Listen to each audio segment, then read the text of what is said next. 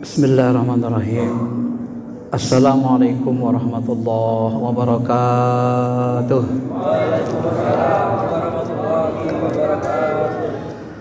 Alhamdulillahi wahdah la syarikalah wa anna Muhammadan abduhu wa rasuluh alladzi la nabiyya ba'da.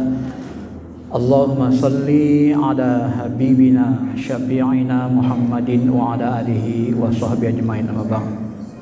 Bapak Ibu yang dirahmati Allah, mari sama-sama kita bersyukur kepada Allah zahir dan batin, terutama bersyukur kita masih diberikan keimanan, kelapangan waktu, mudah kita beramal soleh.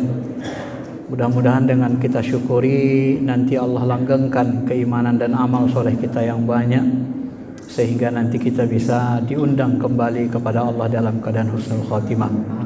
Amin, amin ya rabbal alamin.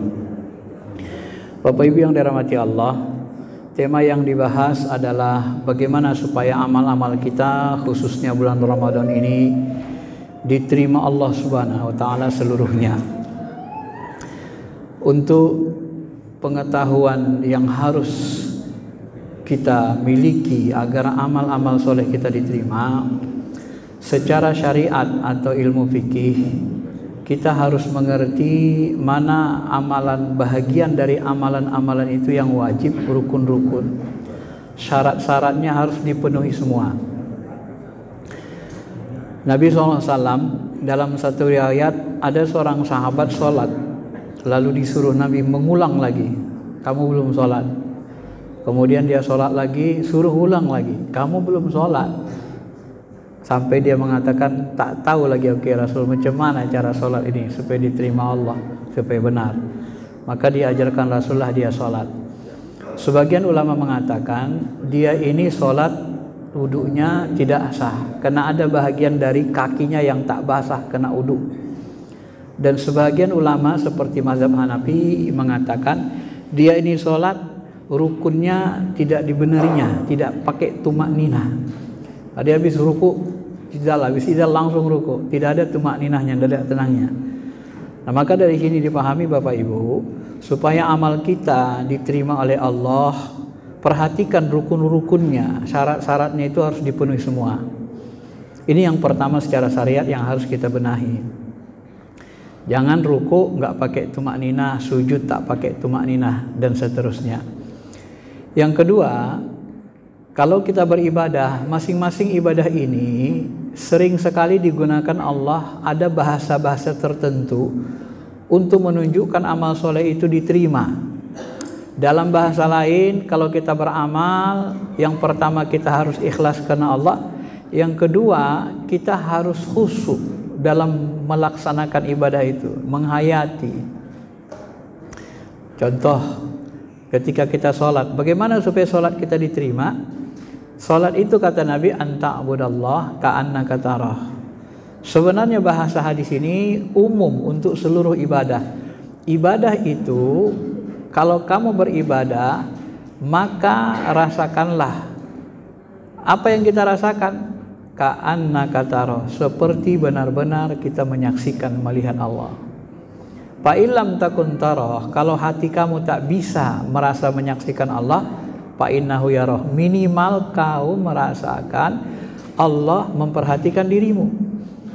Ini salah satu syarat untuk diterimanya amal. Maka Nabi membahasakan dengan ungkapan yang lain, kullu musallin, setiap orang sholat ini sholatnya itu diterima, ada yang diterima setengahnya, dia dapat pahala setengahnya, ada yang dapat sepertiga, seperempat, seperenam, seperdelapan, dan seterusnya.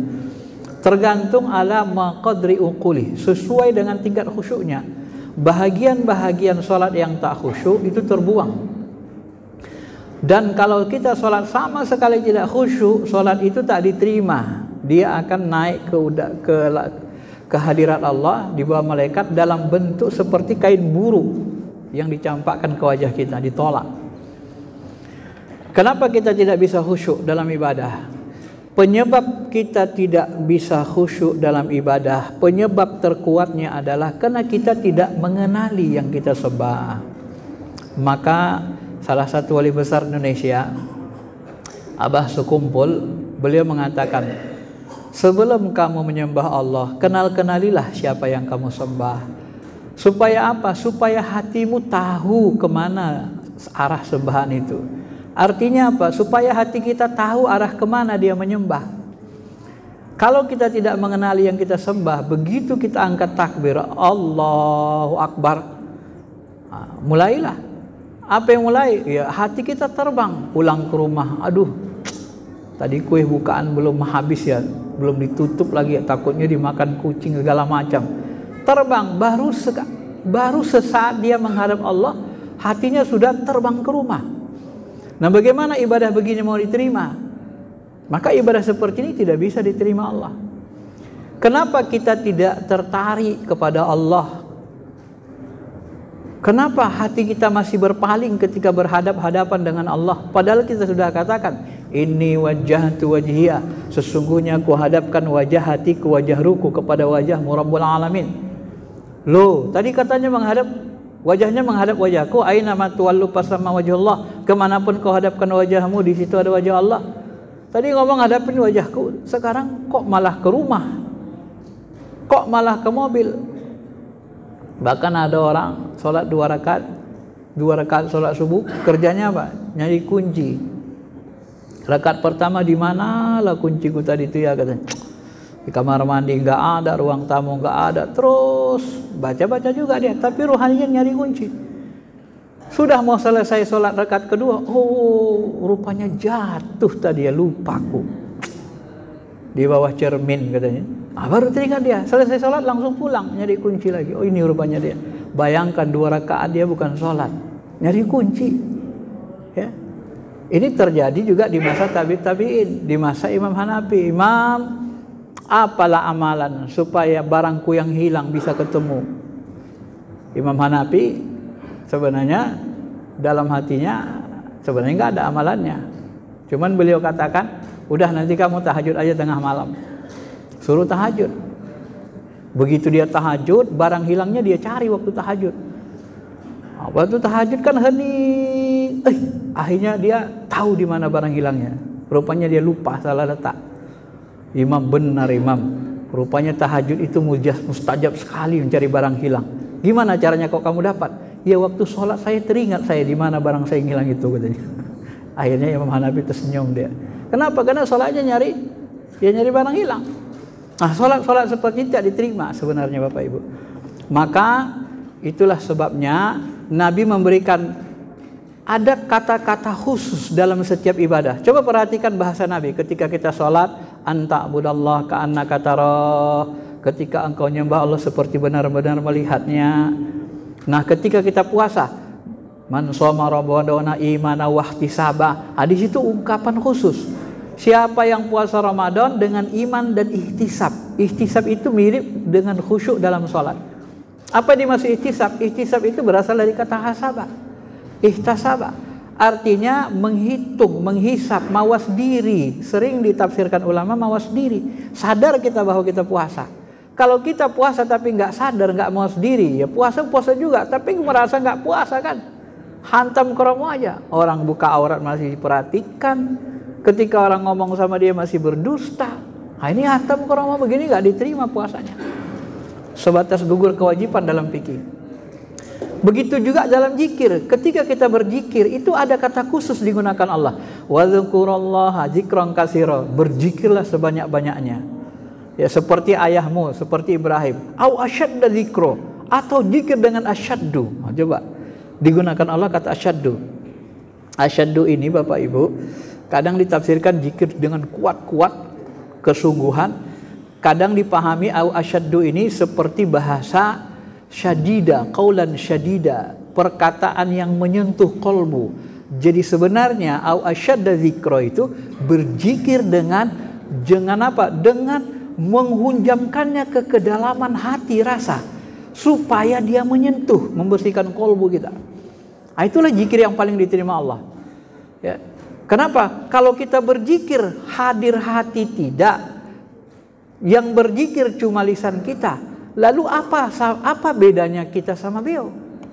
Beliau itu bisa diajari baca Quran, bisa diajari zikir. Subhanallah, subhanallah, subhanallah katanya. Apa bedanya sama kita? Dia pun bisa. Kalau cuma lisan doang. Yang tak bisa beliau itu, dia berzikir pakai kolbu, pakai ruh. Kenapa? Dia tidak punya itu, dia hanya punya insting saja. Ya. Nah, inilah bedanya kita dengan makhluk-makhluk lain. Maka kalau kita pahami setiap amal ibadah ini, dia ada kata-kata khusus selalu diungkapkan Allah untuk menunjukkan bahwa amal itu diterima, yang itu harus kita lakukan. Yang semuanya sebenarnya bermuara pada konsep umum, ketika kamu ibadah, anta'budallah ka'annaka tarah, seperti benar-benar melihatnya. Nah, bagaimana kita pahami seperti benar-benar melihat Allah? Ini kalau kita nggak belajar ilmu ketuhanan, kita nggak ngerti. Maka inti sarinya, ringkasnya, dalam waktu yang ringkas ini, saya jelaskan teori ringkasnya supaya mudah dipahami. Bagaimana memahaminya, Bapak Ibu yang dirahmati Allah? Coba pahami baik-baik. Di balik rasa manis pasti ada gula. Jadi rasa manis itu sifat, zatnya adalah gula. Benar? Benar? Benar ya? Bisa nggak dibantah ini? Tidak bisa. Di balik rasa pedas pasti ada cabai. Rasa pedas itu sifat, zatnya adalah cabai. Di balik rasa asin pasti ada garam. Rasa asin sifat, zatnya garam. Di balik rasa pahit pasti ada kopi. Jadi pahit itu sifat, zatnya kopi. Di balik rasa itu, setiap rasa, di balik rasa itu pasti ada zatnya gitu loh. Nah, ketika Allah menghembuskan ruh ke diri kita, wa nafakhtu fihi mir ruhi, aku tiupkan dari ruhku. Pahami baik-baik. Apakah tiupan itu berjarak dengan yang meniup? Saya meniup ini. Apakah tiupan saya berjarak dengan diri saya? Tidak. Maka di balik tiupan itu ada zatnya. Ketika Allah meniupkan ke dalam diri kita ruh, itu disertai dengan rasa bertuhan.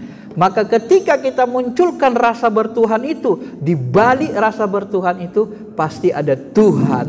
Yakini saja.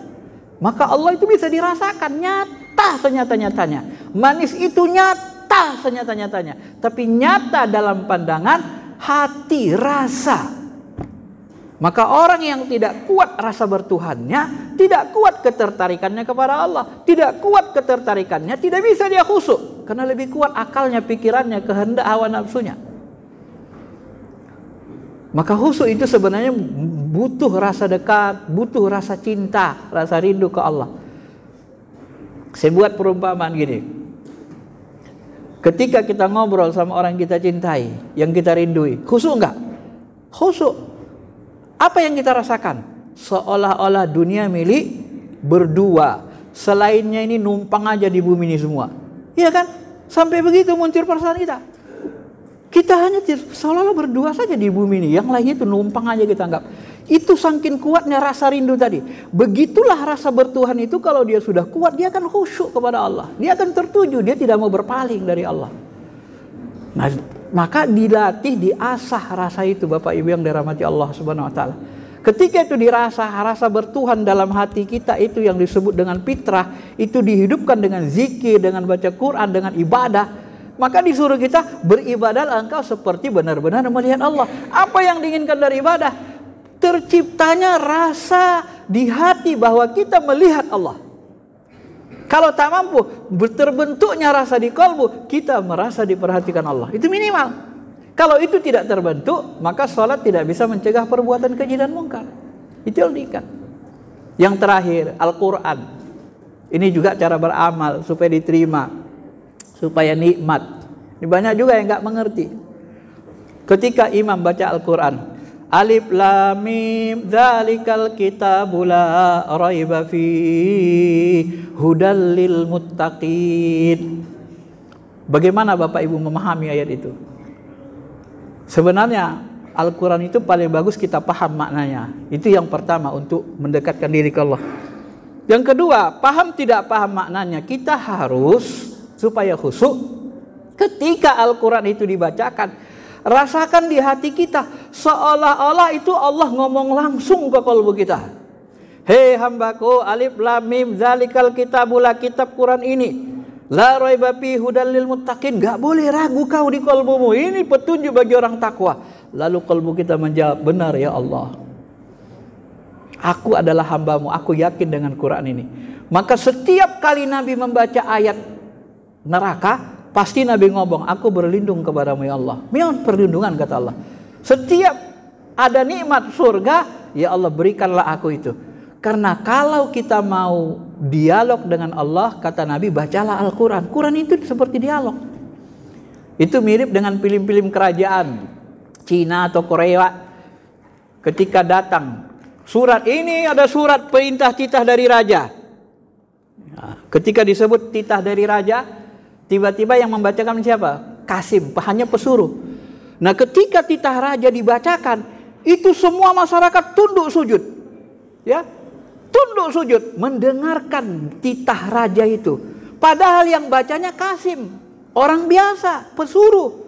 Tapi mereka tunduk sujud itu bukan ke Kasimnya, tapi karena melihat Quran tulisan Allah itu, hati kita tunduk, tertuju ke Allahnya. Begitulah perumpamannya. Jadi masyarakat yang mendengar titah raja itu, Kasim itu hanya membaca saja, perantara saja, tapi mereka merasakan titah itu ke diri mereka langsung. Sehingga mereka tunduk, takut, dan patuh. Nah, begitulah cara kita mendengar bacaan Quran. Baru nanti ibadah kita, sholat nikmat, menggelegar kalbu kita di dalam dada kita. Kenapa? Karena seolah-olah Allah tuh ngomong ke kita. Ya, ketika dibacakan Quran, imam itu cuma pembaca saja, pesuruh saja. Tapi yang dibaca itu kalamullah. Maka apabila dibacakan Quran kepada kalian, wa idza quri'al Quran fastami'u, dengarkan, wa ansitu, diam. Dengarkan bagus-bagus, diam. Kenapa? Itu Allah sedang ngomong ke dirimu. Supaya apa? Supaya khusyuk kita sholat. Begitulah cara khusyuk dalam membaca Al-Quran. Karena itu seperti dialog kita dengan Allah. Dalam sholat begini bentuknya, dalam puasa begini bentuknya, dalam baca Quran begitu bentuk khusyuknya. Nah, kalau kita bisa melakukan hal-hal seperti khususiat dalam setiap ibadah begini, insya Allah semua amalan kita nanti diterima di sisi Allah Subhanahu wa Ta'ala. Dan dia akan membersihkan hati dan bisa membuka hijab-hijab kalbu kita, sehingga kita bisa, puncaknya adalah kita menatap Allah Subhanahu wa Ta'ala, menyaksikan asma sifat dan afalnya itu nyata dalam pandangan mata hati. Terima kasih. Assalamualaikum warahmatullahi wabarakatuh.